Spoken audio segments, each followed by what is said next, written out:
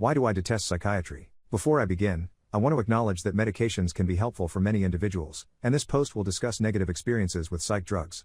If this topic triggers you, please stop reading here. Psychiatry is a necessary field because human suffering exists. However, despite advancements from the days of Haldol, electroshock therapy, and frontal lobotomies, our treatment options for mental health conditions still have a long way to go.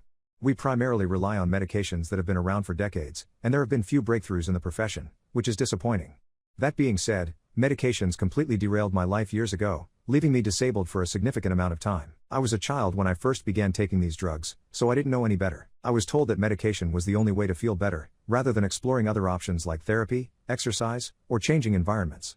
For some years, things were tolerable on the substances, not ideal, but not terrible either. However, in 2010, the same pills that were meant to help me began making me incredibly sick. Words cannot describe the extent of the side effects I experienced. And let's not even get started on the withdrawal process, which was an actual living hell. It's a miracle that I'm still here today. Revisiting that experience is something I'd prefer to avoid, as it gave me lasting PTSD. Now, I'm witnessing my sister go through a similar journey with medications. She's reached the point where the substances are no longer helping and are instead causing harm. She'll soon be admitted to inpatient care, where they will try new medications and gradually remove the old ones, hoping for a different outcome.